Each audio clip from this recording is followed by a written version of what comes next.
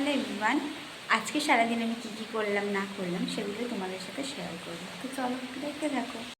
Hello everyone, কেমন আছো সবাই? আশা করি সবাই ভালো আছো। যদিও ইন্ট্রোটা আমি আগেই দিয়ে দিচ্ছি, তাও একবার সবাইকে জানালাম গুড মর্নিং। ঘুম থেকে উঠে গিয়ে আমি ব্রাশ করে নিচ্ছি।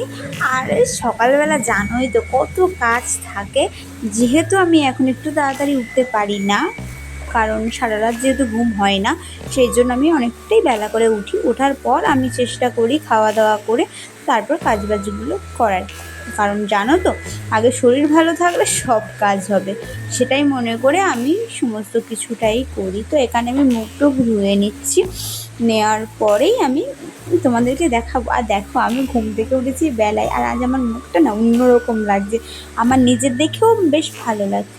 যাই হোক, সকালবেলার কাজ বাজ তোমরা তো জানোই কতটাই না থাকে।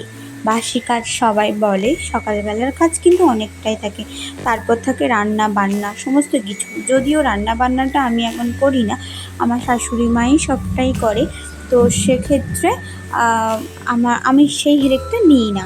আমার এই হেরেকটাই থাকে যে এই বাড়িটার ঝাঁটফাট দেওয়া, মোছামাছি করা, থালা বাসন টেবিল মোছা সমস্ত কিছুই করা হয়। আর যদিও আমার শাশুড়ি মায়ের শরীর খারাপ, তো সেক্ষেত্রে উনিও যে খুব তাড়াতাড়ি করতে পারে কিন্তু করতে পারে না। কিন্তু হ্যাঁ, আমাদের ফ্যামিলির দিক দিয়ে আমরা যতজন মেম্বার আছি সবাই আমাকে ভীষণ হেল্প করে। যাই হোক, তো দেখো আমি আস্তে আস্তে জলটাও খেয়ে নিয়েছি। আর তোমরা তো জানোই প্রেগনেন্সিতে জল খাওয়াটা কতটাই ভালো। তো আমি সকালবেলা উঠে আগে প্রথমে 1 গ্লাস জল খাই, তারপর কিছু খাই, বাদাম টাদাম খাই। তো তারপরে আমি একটু চেষ্টা করি কলা টলা খাওয়ার, এগুলো তোমাদেরকে দেখালাম না। তারপর আমি আস্তে আস্তে কাজগুলো শুরু করছি। আর আস্তে আস্তে করলেও না আমার অনেকটাই সময় লেগে যায়, কারণ এই প্রায় শেষের দিকে এসে না খুব জোরেও হাঁটা চলা করতে পারি না। তো সেক্ষেত্রে আস্তে আস্তেই করি। আর সেগুলোই তোমাদেরকে দেখাচ্ছিলাম যে কী করবো, সারাদিন তো বৃষ্টি হয়ে যাচ্ছে। বৃষ্টির তো থামার একদমই নাম নেই, টানা 10 দিন বৃষ্টি হয়ে গেল। এই জামা কাপড় কিছুই যেন শুকাচ্ছে না। তাও শেডের তলায় দিয়ে মোটামুটি শোকানোর চেষ্টা তো করি আমি সমস্ত কিছু। আর বাড়ির এতগুলো মেম্বার, সবার জামা কাপড় বুঝতেই পারছো। যাই হোক, তাও একটা কথা জানাই, মা ছাড়া একটা মেয়ের মা হওয়াটা কতটা কষ্টের, সেটা না এই সময় শেষ প্রান্তে এসে আমি বুঝতে পারছি। তো যাই হোক, আমি প্রথম থেকেই না খুব ভালো ছিলাম, আমার অতটাও অসুবিধা হয়নি। আর যেটুকু অসুবিধা হয়েছে সেটা ডক্টর আর সব সাজেস্ট করে দিয়েছে কী করলে কী হবে না হবে। তো সেক্ষেত্রে কখনোই টেনশন করিনি। আর যদিও ফ্যামিলি মেম্বার সবাই আমার পাশে আছে, বিশেষ করে আমার হাজব্যান্ড আমার পাশে আছে, তো সেক্ষেত্রে না আমার কোনো অসুবিধা হয়নি। কিন্তু এই কি বলবো, লাস্টের দিকে এসে এইবারে শুরু হয়েছে খারাপ বলো ভালো বলো, কোনো দিন ভালো আছি, কোনো দিন খারাপ আছি। আমরা সেটা ঠিক বলে বোঝাতে পারি না, কী করে বোঝাবো।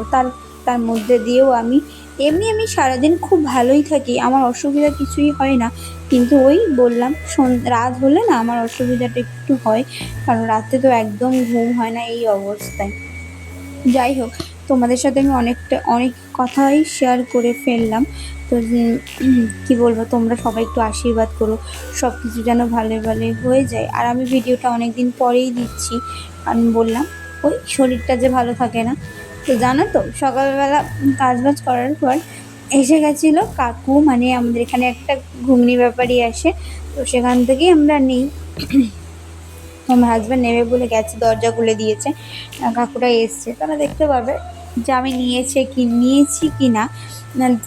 তোমাদের দেখাবো অবশ্যই।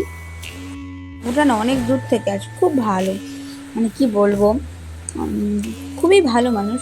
এখনকার দিনে এরকম মানুষ পাওয়া যায় না। প্রেগনেন্সিতে তোমরা যারা যারা এই ভিডিওটা দেখবে বা যাদের কাছে যাবে, তারা জানিও যে তোমরা প্রেগনেন্সিতে কোথায় ছিলে, বাপের বাড়ি না শ্বশুর বাড়ি। আমি তো শ্বশুর বাড়িতেই আছি, যদিও আমার বাপের বাড়ি যাওয়া হয়নি, আর বাপের বাড়িটা অনেকটা দূর, আর আমার সমস্ত কিছু কাছাকাছি শ্বশুর বাড়ি থেকে। তো সেই জন্য আমি আর যাইনি। যাই হোক, করছি ঘর পরিষ্কার, এত ময়লা পড়েছে না কি বলবো, সেই জন্য আমি আস্তে আস্তে দাঁড়িয়ে দাঁড়িয়ে পরিষ্কার করার চেষ্টা করছি। আর ঘর বাড়িতে এত ধুলো হয় কেন জানি না, আমি সবসময় চেষ্টা করি ঝাটপাট দিয়ে পরিষ্কার টরিষ্কার করে রাখা, মোছামাছি করে রেখে দেওয়া, কিন্তু তাও সেই ঘর বাড়ি যা হবে ময়লা। 2 দিন অন্তর অন্তর কে পরিষ্কার করবে বলো তো, হারে তো সময়, আর আমাদের বাড়িতে তো এতটাও সময় নেই। তো যাই হোক, আমি তাও চেষ্টা করছি আস্তে আস্তে। আর এক জায়গায় দাঁড়িয়ে দাঁড়িয়ে খুটখুট খুটখুট করে যাচ্ছি, সেটা হলো পাখাটা এত ময়লা পড়েছে। যাই হোক, আমি স্নান টান করার পর সব কিছু কাজ বাজ করার পর আমি চলে গেছিলাম ছাদে, আর গিয়ে দেখি বৃষ্টি শুরু হয়ে গেছে। দেখো, দেখতে পাচ্ছ? আর একটা দেখা যাবে ড্রাগন গাছগুলো দেখতে পেলে। যাই হোক, তোমাদের কেমন লাগলো ভিডিওটা অবশ্যই জানিও, like comment share and subscribe করে দিও, আমার পাশে থেকো, একটু আশীর্বাদও করো কিন্তু।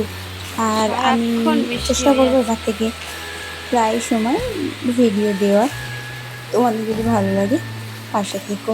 আর এই দেখো বৃষ্টি শুরু হয়ে গেছে, তারপরে